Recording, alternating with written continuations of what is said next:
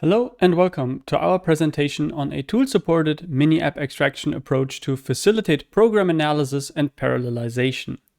My name is JP Lehr and I am going to present this joint work with my colleagues Chris Bischoff, Florian Dewald, Heiko Mantel, Mohammad Nourouzi and Felix Wolf. You can follow me on Twitter using @JPLehr, where I post about the projects we work on. Also make sure to check out our GitHub that has the same projects. So let's get into the presentation. Mini-apps play an important role in large-scale software development for performance tuning and exploration, for example, in the experimentation with a new programming model, because they are boiled-down representative versions of a certain aspect of a large-scale software system. Their construction, unfortunately, typically is laborious, challenging, and time-consuming, which limits the frequent production and use of mini-apps to larger projects or experts. Thus, to increase the use of mini-apps across teams and allow their use in more projects, it is beneficial to semi-automatically distill mini-apps from existing codebases. We worked on a tool-supported approach as first steps towards an automated workflow for such mini-app extraction.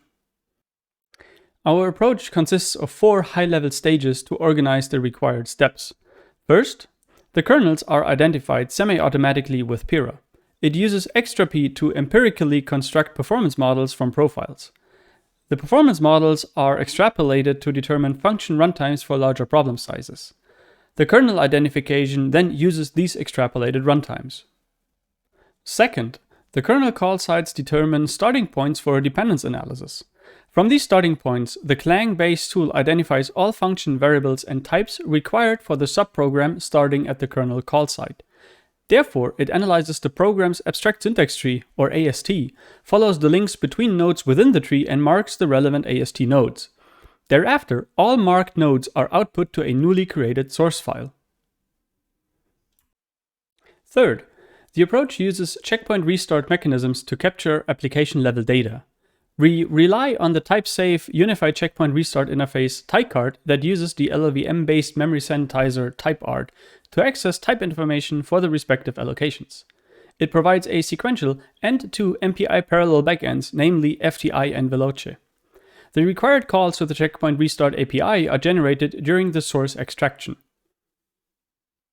Fourth, the mini-app's execution similarity is validated using a hierarchical clustering analysis.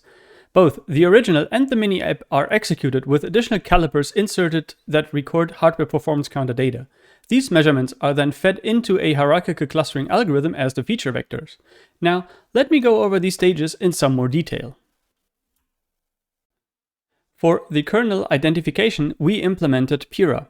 Pira performs whole program call graph analysis to heuristically place performance measurement probes and then iteratively refine these placements based on profile information. Short-running functions are filtered from the measurements such that only relevant functions remain. While it supports different heuristics, we apply its empirical performance modeling using XtraP. In this case, Pira constructs performance models from the ScoreP profiles. It then extrapolates the runtime for the different functions and sorts the kernels accordingly. This typically results in up to a handful of different functions that are relevant, given the runtime filtering and the extrapolation of the performance model. For the source extraction, we implemented a novel Clang-based source-to-source tool. It receives as input the list of kernel call sites that it should use as the starting point for the extraction. Compare the call to function kernel in line 9 of the given example. First, it performs a marking phase. For the function arguments, it determines writable arguments as they may act as out parameters.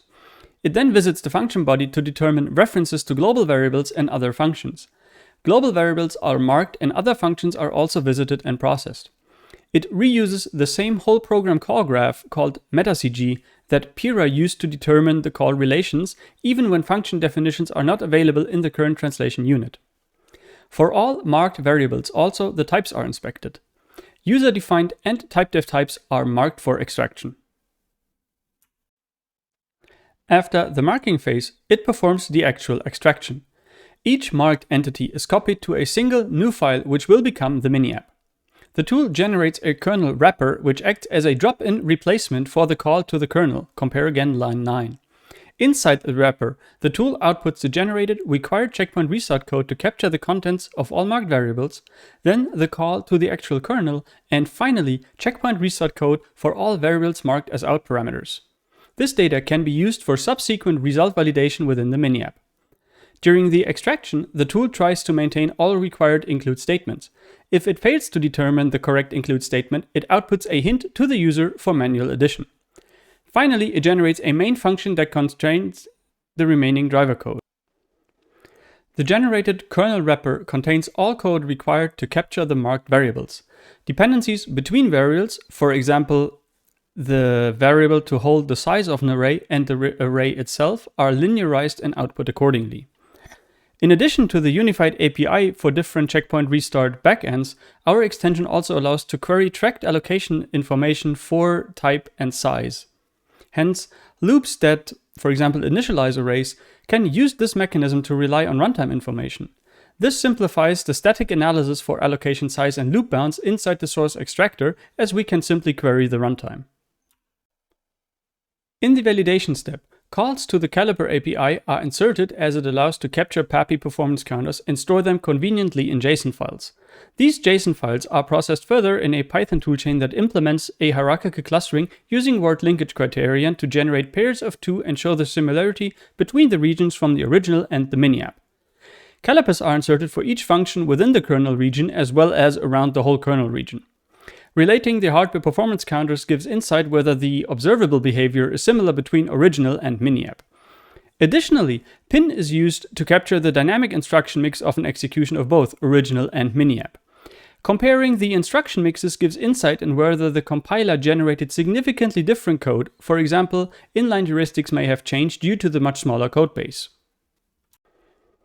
In our evaluation, we apply the approach to an astrophysics Monte Carlo simulation with approximately 8.5 million lines of code. It is mostly C-like code, but compiled as C++ for features like new and cout. All experiments are run on the Lichtenberg HPC system using Intel Xeons based on the Haswell microarchitecture. The goal is to arrive at a mini-app for manual analysis and further tool-supported parallelization with DiscoPop. Hence, we vary the number of Monte Carlo points as the parameters for the initial kernel identification. Pura adds and removes different functions over the course of the measurement and arrives at the listed 3 kernels in the bottom right table. These models are as expected with a linear behavior in the number of Monte Carlo points. We also see that the 3 kernels identified resemble those that consume basically all of the runtime according to the flat profile shown in the table in the bottom left corner. We give the common root node of the 3 identified kernels to the extraction tool as the starting call site for the extraction. The tool identifies 15 functions, 21 variables, and 18 types to extract. In addition, it finds 2 third-party library headers for which it output hints. Eventually, we arrive at 46 functions in the mini-app, of which 33 are reachable. Given that we want to perform tool-supported parallelization, we manually augmented this mini-app with the code required for the Monte Carlo simulation itself, which results in the MCS mini-app, which is the column to the right in the table. With roughly 1100 lines of code, this is a reduction by multiple orders of magnitude in lines of code and a number of functions compared to the original app. While the reduction factors for variables and types are much smaller, they are still significant as we reduce the number of variables by 3.5x and the number of types by almost 5x. The similarity validation shows that most of the regions are similar between the original app execution and the mini-app execution. In particular, considering the full kernel region, the difference is small. Comparing the dynamic instruction mix, the largest difference is in the number of system calls, which is unsurprising as the original app performs much more individual file I/O calls than the mini-app. We then used this mini-app and applied DiscoPop to identify parallelization opportunities. We used the smallest number of Monte Carlo points for DiscoPop, which resulted in approximately 45 seconds vanilla execution time, for which DiscoPop introduced a slowdown of about 289x. We then focused on DiscoPop's do all suggestions and implemented the top 5 according to the instruction count metric recorded by DiscoPop. The containing functions were also manually inspected and the suggested parallelization patterns were verified for their correctness. For 3 out of 5 suggestions, we achieved speedup, with the largest speedup being about 35% on 4 threads spread across the 4 different NUMA domains. So, in summary, we presented a tool-supported approach to automatically identify driving kernels in a target application, extract these parts into a standalone mini-app, use checkpoint restart for data capture and restore, and apply hierarchical clustering for representativeness validation. The mini app was then used for tool-supported parallelization, which achieved a speedup of about 35%. All tools we develop are open source on our GitHub repositories, with the source extractor being made available soon. For the future, we plan to apply the approach to more use cases and improve in particular the extractor. Thank you for your attention, and I'm happy to take questions. I will now briefly show the references.